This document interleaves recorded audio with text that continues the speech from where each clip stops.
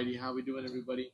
I'm here with my coach, Ali Benjamin, and this is a whole, different vibe to the podcast. Normally, I'm clearly still getting better at the intros, but we're here with Coach Ali Benjamin. This is my coach. He's been my coach since 2019. Yeah. Right? Yeah, since 2019. So, go ahead and introduce yourself, Coach. All right. What's going on, y'all? I'm Coach Ali Benjamin. My gym's name is Benjamin's Boxing. It's right here in San Ramon, California. Been in boxing my whole life. And other than boxing, I'm into entrepreneurship. I'm into helping the youth. I'm into family, sports in general. And basically, I'd say boxing has just been the vehicle that's given me the ability to live my dreams, as well as help the most amount of people. And it helped me change my life. Yeah, for sure. No, I can definitely say that that's done the same for me. I mean, because you met me when I was just barely turning 21. I was 20. I was barely turning 21, and I mean, in that whole what's going to be 6 or 7 years now. Yes, yeah, that's just crazy. I mean, you could probably see the difference Big time. and especially just within recent years. I think honestly, one thing that has really stuck out to me is you relying so much on your team that you've accumulated. Yes. And I've also seen the the people that don't stick around. Yes. All that stuff. And you really helped me see the value of keeping giving everybody a chance, but then also like obviously taking notes. Yes. And, also like just like in boxing, how you tell us to be first, you're also the first one to ask questions. You're the first one to like inquire about something. You hear something, like you're asking questions immediately. Yeah. You've always been someone to ask questions, and I've really, taken that into account. So with that, I want to ask, how did this whole thing even start? So basically, this whole boxing thing started from me wanting to have a job where I worked for myself. Let's back up a little bit. So basically in my, like, from 18 to 27, I was, just in a lot of trouble, in and out of jail, chasing the wrong things, chasing money, chasing women. And basically it just led me to bad places over and over. And I always was an entrepreneur in those times, and I was doing some good and some bad, but I'd always end up taking, 10 steps forward and 11 steps back. Yeah. And so then when finally I had to sit down and do some time, like a significant amount of time to me, which was a year, locked away, I had to think. And that's when like the boxing and working out really like came back into me from my childhood. Yeah.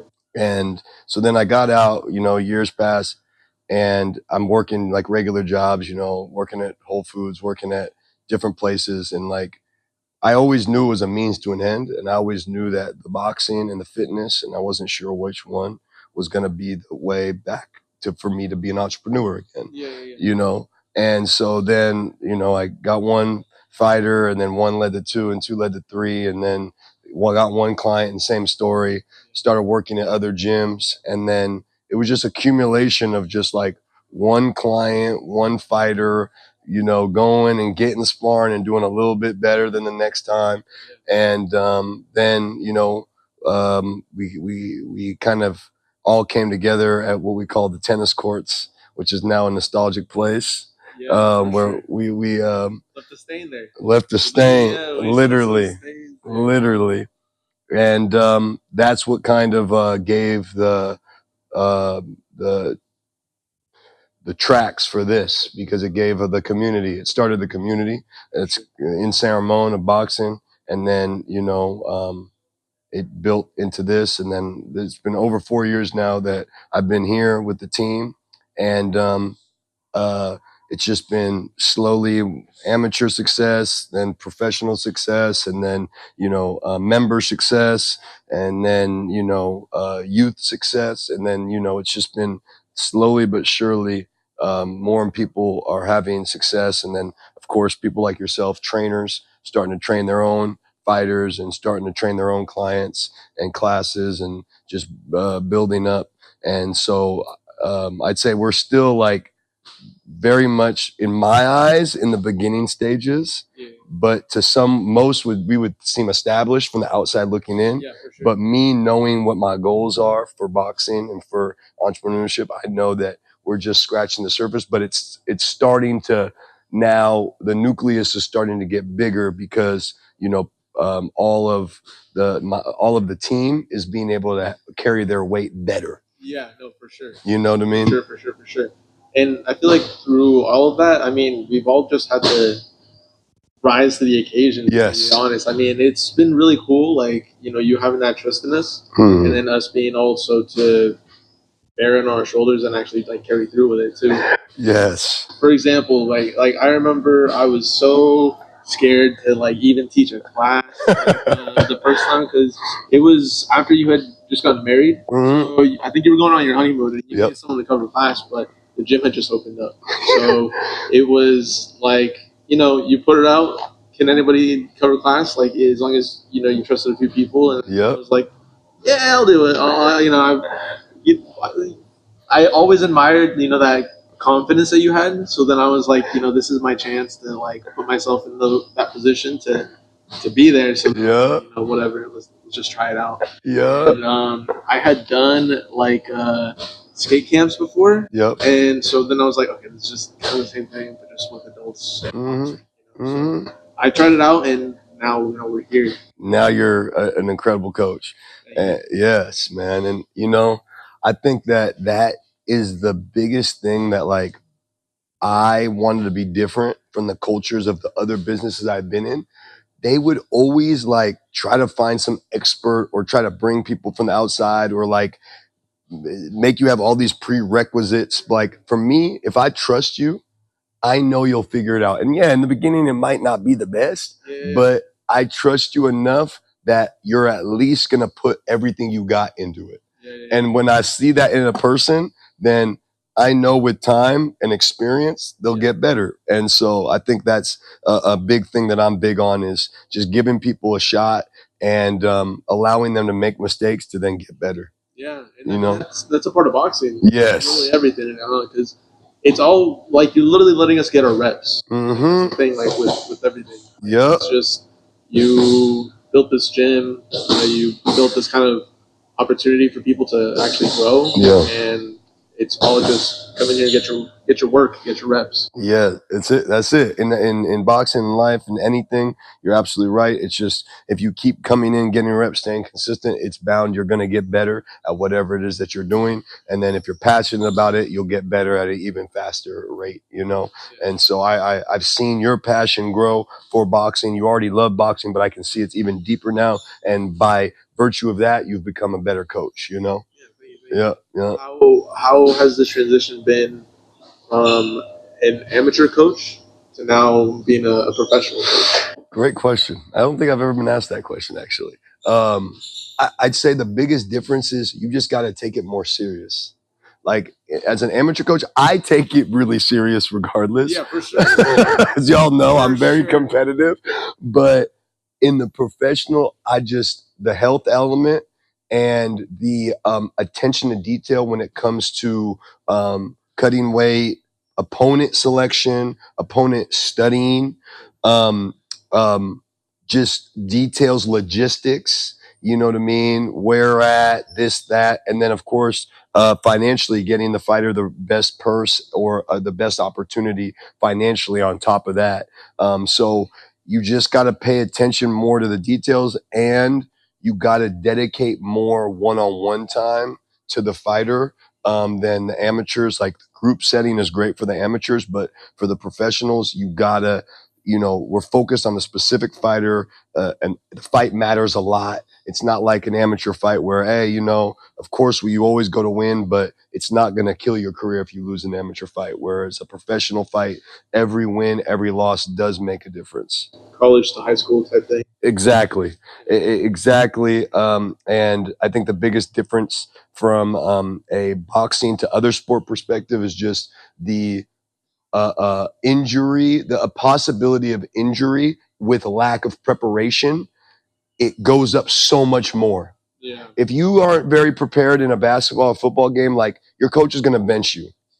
Yeah. You see what I'm saying? Yeah. If you come unprepared to a boxing match, you could walk out of there with multiple concussions and brain bleeding. Yeah. You see what I'm saying? Yeah. There's no timeout. There's no sub. You have to finish the fight, or you got to quit. Yeah, exactly. And most fighters won't quit, so they're going to take that trauma on their head. So as a coach, you need to make sure that you have your fighter prepared, so that's never an issue. Yeah, for sure. For sure. Yeah, because especially, like, that's even just a rule for sparring. Yes. The thing is that, now coaching the sparring on Saturdays. Yep. I get people asking me, hey, when can I join? And I'm like, let's give you a little bit more time. Or even if they do happen to be there on a Saturday, and I'm like, you know what? You've been around here like long enough. Stick around for a little bit. Yeah. And I'll have someone work with them. Yes. People will then be like, yeah, I feel like they weren't trying hard enough. And I'm like, well, you're not at that level for them to necessarily, try that hard. Yep. They're working with you. Exactly, because they can see, too, that, if they take advantage of this, they will actually hit you. Mm-hmm. So we want to get you even to just sparring. Just understand that the headgear's not going to protect you. Mm-mm. And you got to, put your hands up. You got to defend yourself. Mm-hmm. Especially when you get into the corner, too. Like, I'm realizing that, too, and I tell people now, like, if they get in the corner and they panic, they don't know what to do, I can't help you. You got to get out of there yourself. Yep. And, and that's how they develop the tools. Like, it just gets either, it's sink or swim. Some people, those situations happen to them in boxing and in life, and then they avoid it. And they never spar again. They never come back or whatever. But I'd say the majority of people, they get in that situation and then they realize, I need to do something different. Yeah. And they have a threshold too. Yes. It's like because it's like, there are some sparrings where you come back and you're like, that really, really, really sucked. I'm not going to go through that again. Right? Yep. And there are some where it's like, okay, that was really scary, but like I found, I really pushed myself. Yep. So, and you want to do more. Like, now I feel like better. Yep. And those are the best ones. For sure. Yep. So, I mean, okay, well, I guess this leads me to my next thing. Like, you're really big on sparring, right? So, yeah, for sure, you're big on sparring. So, I guess what would you have to say to people that, I guess, just don't prioritize sparring or just think differently or, just in preparation? Because we have some really, really great athletes. Yep. Like, from the youth to, our adults. Yep. So, and they all spar hard. Yep. Like, even Coach T. Yep. Spars men. Yep. Obviously to a level. Yep. But still, like, yep. What are your opinions? Great question. Really, with sparring, nothing is gonna simulate the fight like the sparring. So that's why, for me, you need to be comfortable in those, with those emotions and with those situations. And all the drilling, all the technical sparring in the world, it won't get you there like actual hard sparring will. And when you can get comfortable in those situations, then what your mitt work looks like and what your sparring looks like comes closer and closer. Yeah, for sure. When you get comfortable, because the thing that you have to overcome is, fear of the punches, timing, and distance. Those are the main things that sparring gives you that nothing else gives you on that same level. So if you can get those three, the only way to do that truly is with real sparring. And mainly it's through watching my fighters get so much better from sparring, and really their success in their fights is so strongly correlated to the quality of sparring we got in that training camp. Sure. And of course, everything's to a certain extent. You could spar too much. In my opinion, like 5 days a week is too much. But there are weeks where you'll spar 4 times. There are weeks where you'll spar twice in one day, and you might do 10 rounds, and even just being an amateur. But nothing replaces sparring. You still need to do everything else, but the sparring is the most important. Sure. Yeah. Oh yeah, because I mean, in my opinion, and I've seen too, like for example, people that come from either just the group classes or maybe other gyms where they don't spar hard at all, really. When they do actually get to start sparring, we are still controlled. Obviously, where people are still working. Yeah, I'm not saying like people are getting beat up or anything, but you're not used to planting your feet. You're not used to sitting on your punches. And the thing is, the mobility is way different. When I'm not committing to my position, then I'm not. You're able to move. You can move. Exactly, I can move. I can react. Yeah. And when I actually haven't received, punishment one from getting hit. Yes. Drains you. Exactly. Drains every you. move costs you stamina points. Yes. And that's what sparring teaches you, how to actually manage that. Manage your gassing. Exactly. Amen, bro. That's real talk. It is. It's stamina points. And so it's not only how good a shape you are in, it's how little you can get hit, because that keeps your stamina up so you can keep your points, and then how you can minimize each movement so that then you are using less of that stamina when you're hitting pivots, when you're shuffling back, when you're stepping back, when you're shooting the punch. So that's where you learn that in that sparring, because it's what you said. Even technical sparring, like man, I look like freaking Roy Jones Jr. when I'm technical sparring. Yeah. But when the fight and the spar come, it ain't quite like that. Yeah. And I'm not gonna lie, like sometimes too, like I really realize how bad my technique is though. Sometimes when I'm technical sparring, because I gotta say, like sometimes I'm like, I rely on my weight a little too much for to push forward, or whatever. And sometimes I'm like, oh, okay, someone actually has like better technique. Yep. But in the real thing, obviously, one, I would drive through those punches, but two, at the same time, I'm taking unnecessary punishment. Yes. There's a back and forth. Yep. Right? Yep. There's a good way to work technical sparring. Yep. There's a really good way to work actual sparring. Yep. Because when just seeing pros actually do it, there's a different pace. There's a way different pace. Yep. It's actually, you go, I go at first, you go, I go. Like let's read each other. Like let's see what you got. Yep.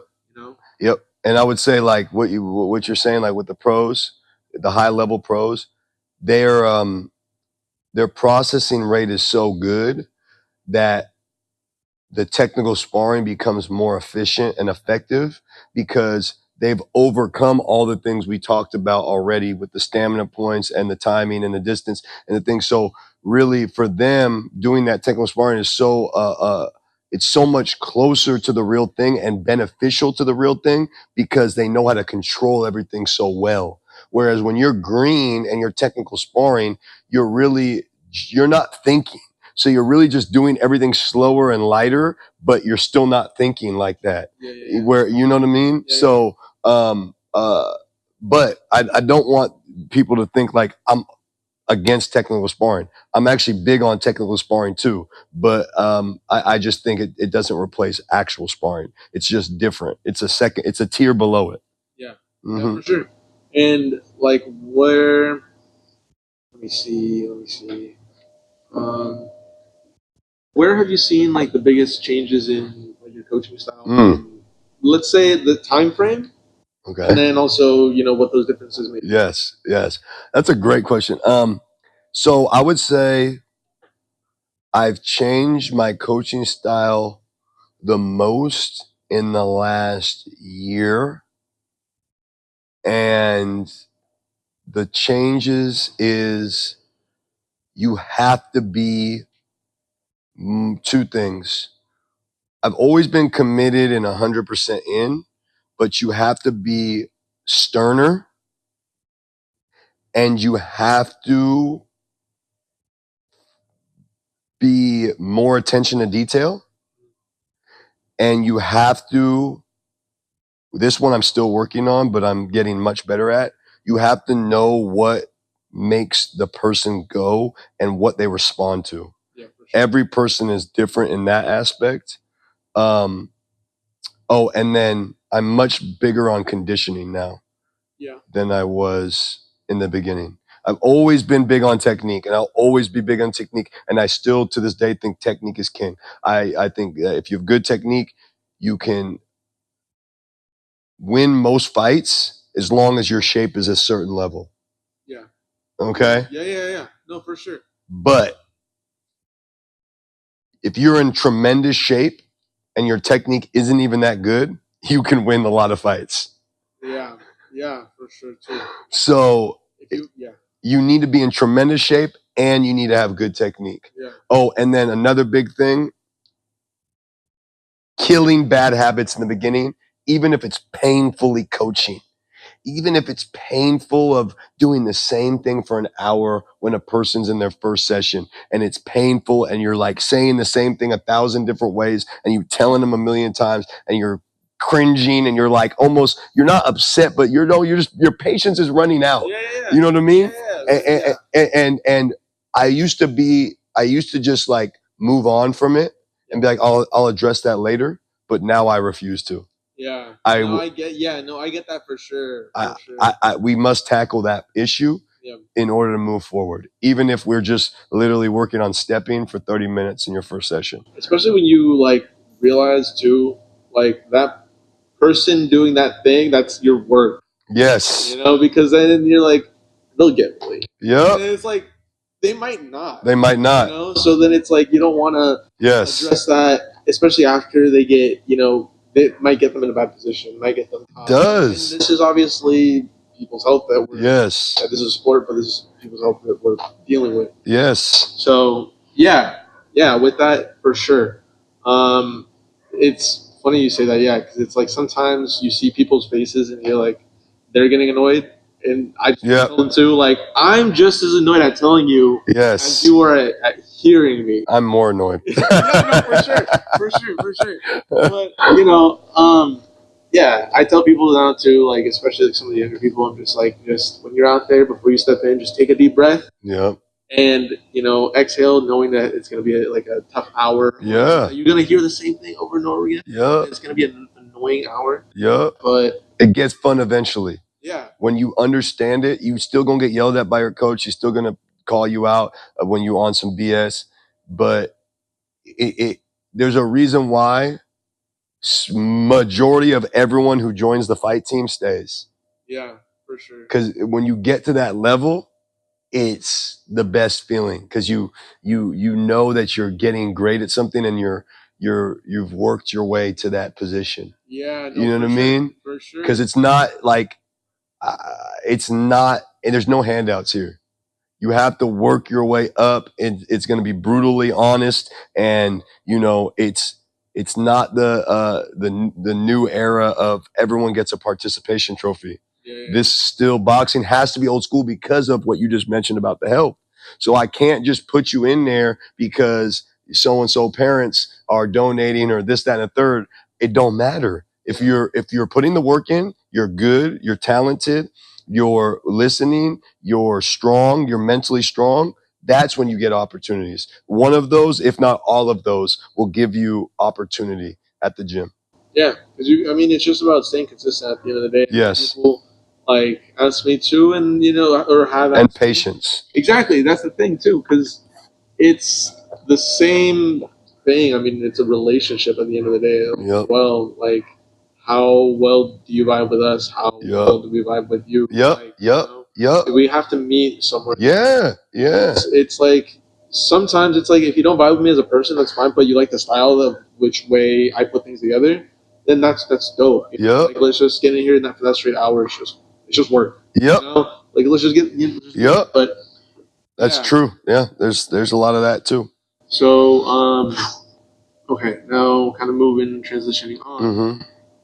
You became a promoter. Yes. You know? So, where, first of all, where was that in the plan initially? Did you get there close, like earlier than you thought? I did. Yeah, I mean, kind of crazy, right? But where was that in the plan, and how, how is it playing out? How has it been? First off, yes, way sooner in the plan, and I have to give thanks, gratitude, and just shout out to the reason why it's happening. My business partner, Juan Sanchez, Elite Underdog Promotions, is the reason why it's happening so much sooner than anticipated. And I'll kind of explain that story. Like, Juan came into the gym and he's taking classes like any member does. Yeah. And we start chopping it up, and like,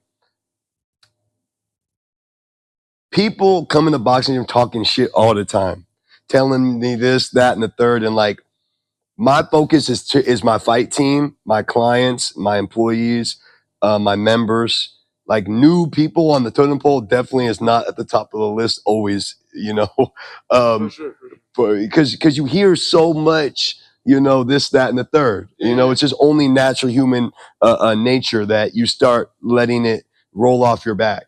But he's talked to me and he mentioned it several times, and I'm like, you know what? Like, it just seemed genuine. It seemed genuine. It seemed real. Yeah. And so we started chopping it up. We started vibing, and then he started taking the steps to like get his promoter's license and all that. And like, he knows boxing, but this boxing's my life. And so then he knows I know business, and he knows he's a little older than me, so he's been in business even longer than I am. So he's great in that aspect, and he has great connections through all the different things he's done. So it was just kind of like a perfect marriage of I had what he didn't, and he had what I didn't, and it created Elite Underdog Promotions. And we threw our first professional show in May of this year, and we're having our next one on December 6th. Yes, sir. Yes, sir.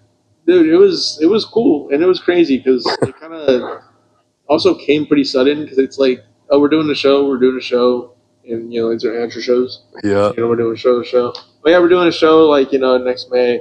It's a pro show, and it's like, oh, okay, like what? Then you were telling us the logistics, like, oh, it's gonna be at the Pleasanton Fairgrounds, and I'm a local here. I was raised here, so like, I grew up going there for the state, for the fair, for Pirates of Emerson, like during like, so it's a pretty iconic location. And the fact that we had the first like show there was great, and it was a great show. It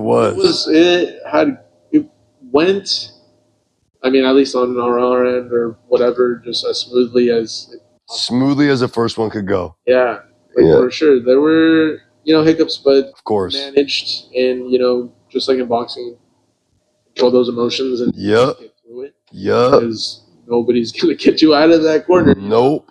You got to go through it. I don't think I've ever had however long the event was, 4 hours, move faster in my life. I literally have never, because I'm coaching 3 fighters, I'm managing the whole situation, I'm setting up the whole thing all day, I'm running here, I'm running there, putting out fires, managing the employees, running back here, running there, boom, and then enjoying a fight or two for like a split second, boom, seeing people, bop, going back and forth. And it was just even though I'm so busy, it was so enjoyable, because it's like, I never thought that we could bring that many people into a room, especially when we were on the tennis courts, whatever, 5-6 years ago. Yeah, especially to bring that many people, 1,500 people into a room to watch boxing, where, our fighters were the main draw. Kyle was really the main draw at the end of the day.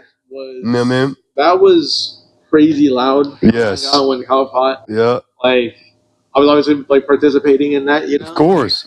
Yeah, it was cool, and especially too, like, the whole setup was crazy too. Yeah.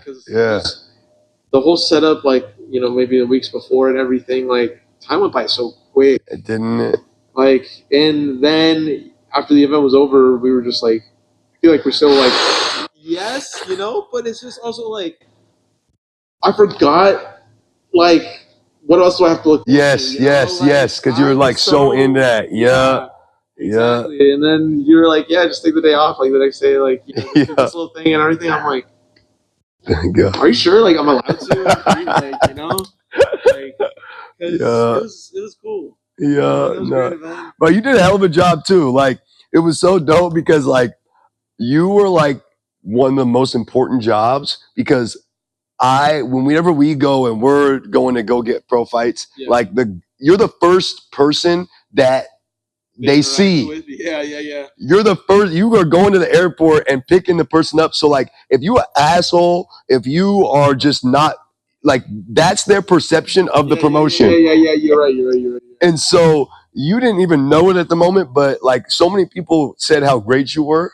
and they loved you. And that went such a long way. And now that's why like, and of course it was reciprocated by everyone because that's just kind of how we do. Like, we're not on some like tough guy shit. Like, we just trying to like, if you want to work hard and you want to box, then come on, let's go. That's literally all it takes. Yeah, no, for sure. That's literally all it takes. And especially now, like, I'm kind of learning that as I'm trying to branch out within like being like a music artist. Like, I literally just started reaching out to people whose Instagram accounts I've seen, and hey, are you doing like any sort of collaborations or any sort of that? And people will be like, oh, like I really dig your stuff, this and that. But then they will just never reach back out to me. It's just like, whoa, this is weird. It's like, but that's where again we're circling just way back to the even first point, right? Just keeping it close, as much in house as possible. And I was even telling my friends who I'm doing this whole thing with, we just gotta get to a point and do this long enough to where the opportunities and the people just come out. Because that's what I'm seeing. That's how it always has been. Like, once this place got built, there was actually a place for people to come. And those people that came, some of them ended up sticking around. So that's how it goes down, baby. As long as you got the right heart behind it and the right mind, the people will see that and they'll want to be a part of. Yeah, for sure. Especially when it's as genuine as what this is. I appreciate that. Yeah. So I guess what would you say are like in a short answer? What would you say are like what makes a good boxer? What makes a good boxer from amateur to pro, whatever? I'd say the number one most important thing is heart and resilience.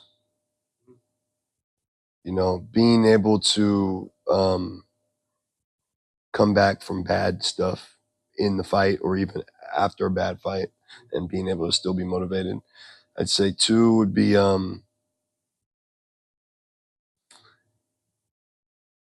sounds cliche, but discipline. Yeah, no, for sure. It really is discipline. Yeah. And then I'm gonna do a third one. I'm gonna do one that people don't usually say. I'm gonna think of one that I feel, but people don't usually say. I'd say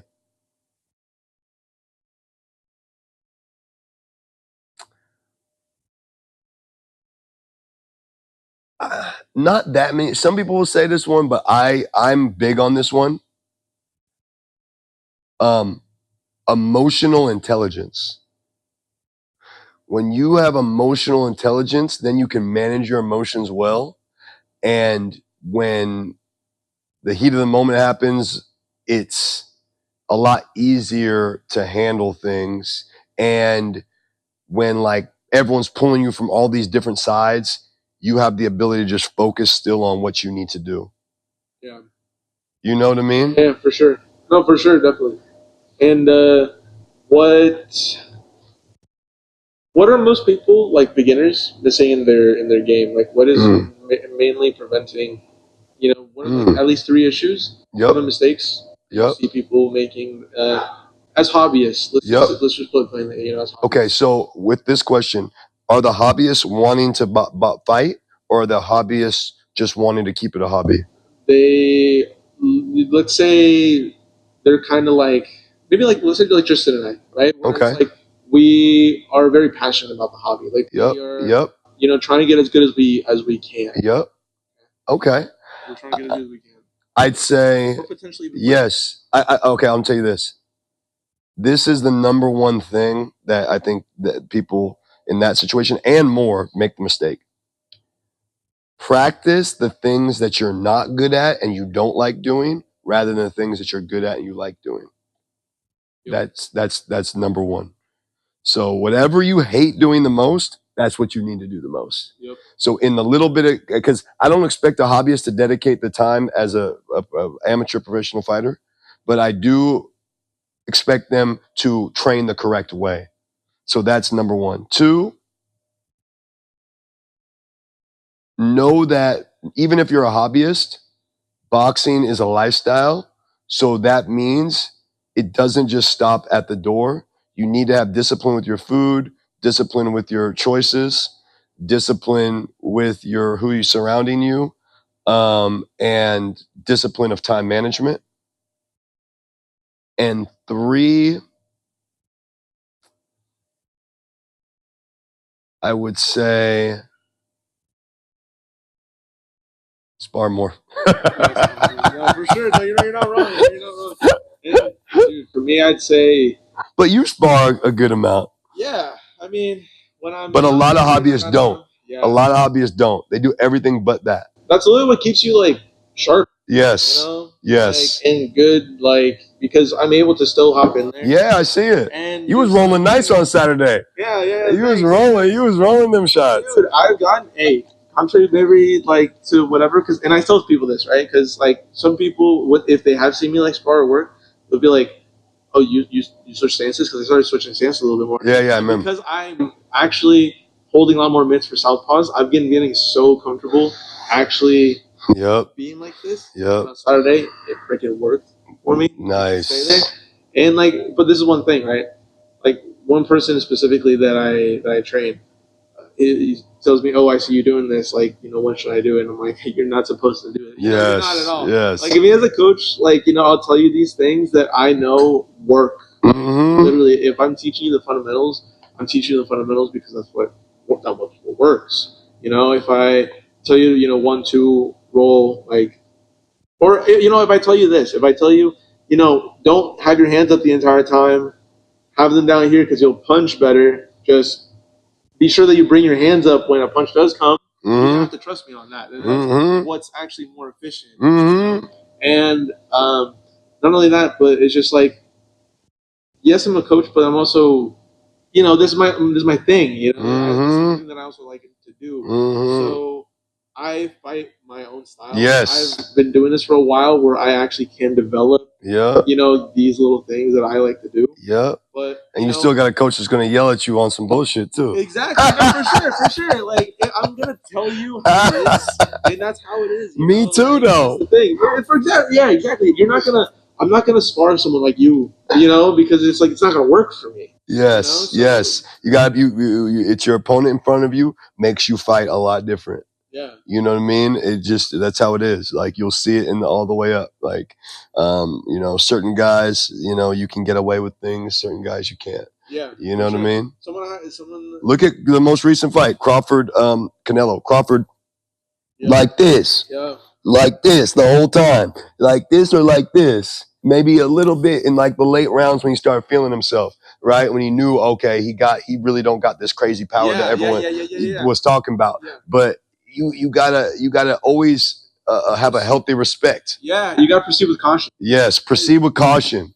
Yeah, literally, because it's like you look relaxed, you can look relaxed, you can look whatever. Yep. But like being scared is also like what makes you respect everything. You know what I mean? But it's also controlling that fight or flight. Yep. That is the thing. That is the thing. So okay, just very quickly, kind of end this. Let's see. What can we kind of just look forward to? On December 6th. Yeah. Yeah, what can we look forward to on December 6th? December 6th, the Brawl in the Bay. It's going to be the best professional boxing event in the Bay Area. We're having J-Mac headline it. He's fighting, I hope I'm saying his name right, Angel Munoz. He's a killer, great fighter from Los Angeles. This is like a real top tier TV type fight that you're getting at a local show. And then we got, 4 fighters from the gym: Colin, Pretty Boy Colin, T, Sugar T, Irish Bad Boy Rico, and who am I forgetting? Robo Rob, the real Banditos, all from the gym. And then we have several other guys that are up and comer prospects. Fairgrounds, again, VIP tables, ring girls. We're bringing in some top tier commentators from, some top tier promotions. We're going to have great food. There's going to be drinks. The kids are all going to be there. The community is going to be there. And we're just going to do what we did at the fairgrounds. We're going to do it better because we know a little bit more now. And it's just going to be one of those events that it's going to be, you'll remember the Brawl in the Bay forever because of the fights, because of the energy. We got some cool little like screens, walkout, all this little, I don't want to give away too much, but it's going to be top tier presentation. Yeah, for sure. No, I'm definitely looking forward to it. Yes. Looking forward to it. And then just looking forward to the next year because, we're coming with more. Yeah, and that's, yeah, I'm excited, dude. I'm excited. Me too. I'm excited that you're a part of it, man. Yeah, no way. It's been a pleasure. Yeah. And so with that being said, just thank you so much. Of course, man. Yeah. Go ahead and follow. Down below is going to be the link tree to everything that we got going on. Follow both accounts. This is the man right here. Yeah. The Benjamin's Boxing. Let's get it.